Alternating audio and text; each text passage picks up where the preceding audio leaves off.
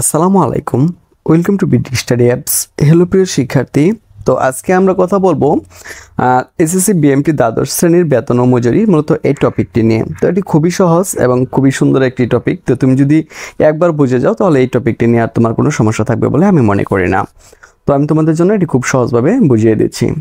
তো এটা হচ্ছে আমাদের মূলত ফেসবুক পেজ, ঠিক আছে, বিডি স্টাডি অ্যাপস। আর আমাদের ফেসবুক গ্রুপের নাম হচ্ছে এই যে BD study apps by Abdullah. তোমাকে যেটা করতে হবে, প্রথম থেকে শেষ পর্যন্ত ভালো করে দেখতে হবে, তাহলে তোমাকে এই অঙ্ক থেকে কেউ দূরে সরিয়ে রাখতে পারবে না।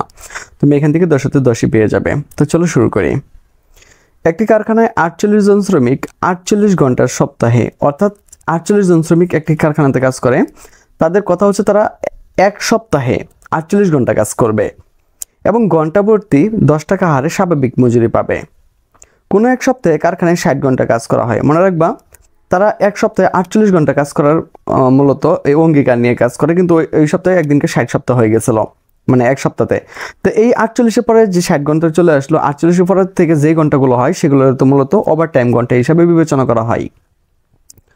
তো ওভার টাইম মজুরি স্বাভাবিক মজুরি 1.5 ঘন্টা। স্বাভাবিক মজুরি হচ্ছে 10 টাকা, 10টা জাস্ট তুমি 1.5 দ্বারা গুণ করবা, তাহলে তুমি ওভার টাইম মজুরিটা পেয়ে যাবা।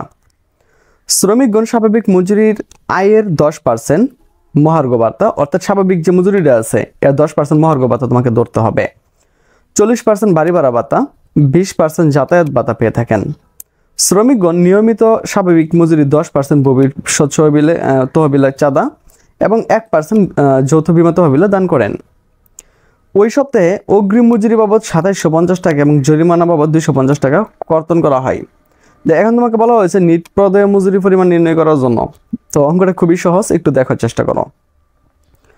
তো তোমরা তো আমাদের স্পেশাল সাজেশনগুলো নিয়ে নিচ্ছ, মূলত এটা তোমাদের জন্য, যারা ইউটিউব থেকে দেখবে তাদের জন্য। তো সমাধান হচ্ছে, আমরা প্রতিষ্ঠানের নামটা লিখব, যে নামটা আমাদেরকে দেওয়া থাকবে সেই নামটা এখানে লিখে দিব। পরে লিখবো মজুরি রেজিস্টার অথবা মজুরি বিবরণী। পরে লিখবো আমরা বিভাগের নাম, মাস, সপ্তাহ, সাল। তো একটু তোমরা যদি খেয়াল করো, তো এখানে কিন্তু কোনো কারখানার নাম দেওয়া হয়নি, কোনো মাস টাস দেওয়া হয়নি, এই জন্য এটা আমরা আর কি ফাঁকা রাখলাম।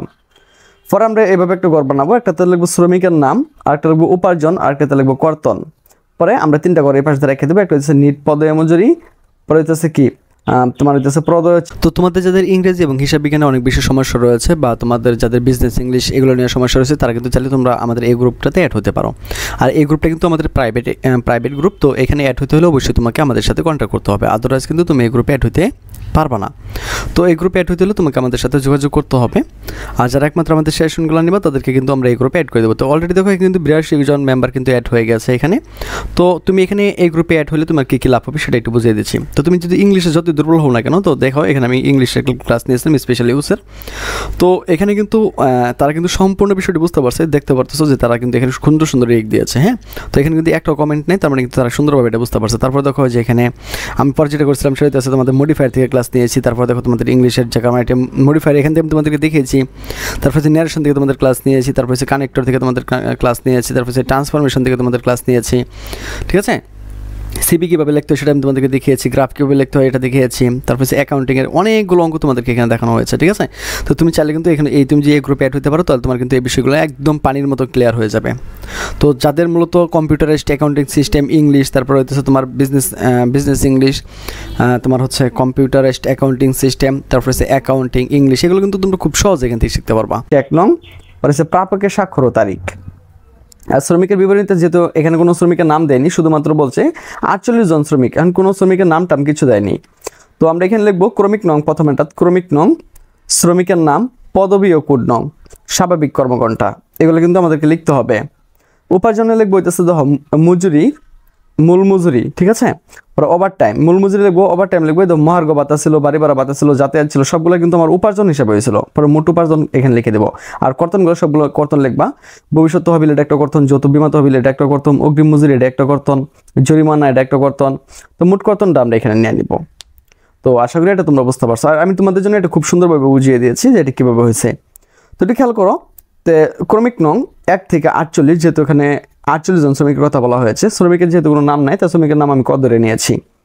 পদবী কোড নং আমরা নিলাম শ্রমিক ক, স্বাভাবিক কর্মঘণ্টা। তুমি একটু খেয়াল করো, সে কিন্তু 48 জন শ্রমিক এখানে কিন্তু রয়েছে।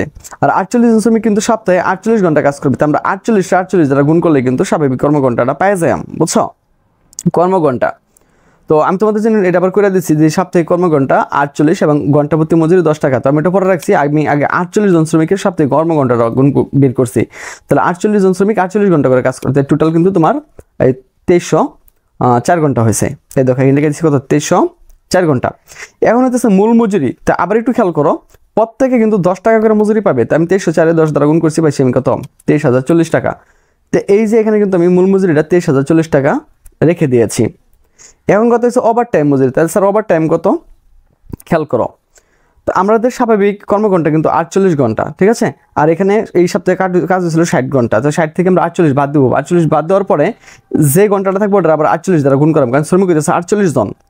তাহলে আমরা যদি মূলত তোমরা জানো যে 60 থেকে 48 বাদ দিলে আমরা 12 যদি আমরা 48 গুণ দিই, তাহলে ফাইজাম হইতেছে আমরা 576 ঘন্টা। আবার ওভার টাইম মজুরি কিন্তু বলছে স্বাভাবিক মজুরি 1.5 গুণ। তোমার স্বাভাবিক মজুরি ছিল কিন্তু 10 টাকা। তো 10 টাকা তুমি 1.5 দ্বারা গুণ করলে তুমি পাই যাবে 15 টাকা।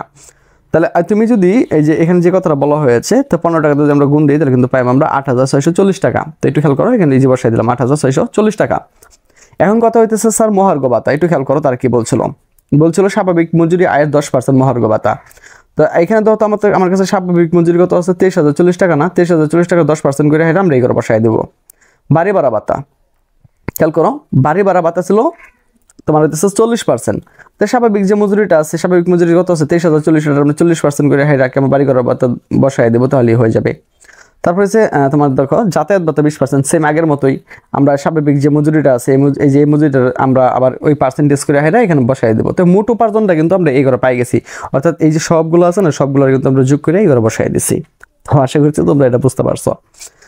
তারপরে তারা বলতেছে কর্তনগুলো, যে স্বাভাবিক মজুরি 10% ভবিষ্যৎ তহবিলে কর্তন করতে হবে। তো যে স্বাভাবিক যে মজুরিটা রয়েছে, এই যে স্বাভাবিক যে মজুরিটা রয়েছে 10% করে তোমরা এই করে বসাই দেবা। যৌথ বিমা যতটুকু আছে ততটুকু বয় দেবা, আমরা এটা বসাই দিলাম। দেখো অগ্রিম মজুরি হইতেছে 2750 টাকা। তো অগ্রিম মজুরি আমরা 2750 টাকা এগুলো বসাই দিলাম। পরে দেখো জরিমানা হয়েছে আবার 250 টাকা। তো এখন কি করবো আমরা, জরিমানাটা এই 250 টাকা এগুলো লাগাই দিব। এখন এই সবগুলো আমরা যোগ করবো, যোগ করে আমরা এই ঘরে বসাই দেবো। বুঝছো, কি করবো আমরা এই ঘরে বসাই দেবো। তো বসাই দেওয়ার পরে আমরা যে টাকাটা পাবো সেই টাকা থেকে আমরা যেটা করতে হবে, তো এখন আমাদেরকে যেটা করতে হবে, এই যে আমি মোট কর্তনটা পাইলাম না, আর এটা ছিল কি আমার মোট উপার্জন থেকে আমরা মোট কর্তনটা বাদ দিয়া যেটা পাইলাম এটা হইতেছে নিট প্রদায় মজুরি। তো আশা করি তোমরা বুঝতে পেরেছো এই অঙ্কটা কেমন সহজ ছিল।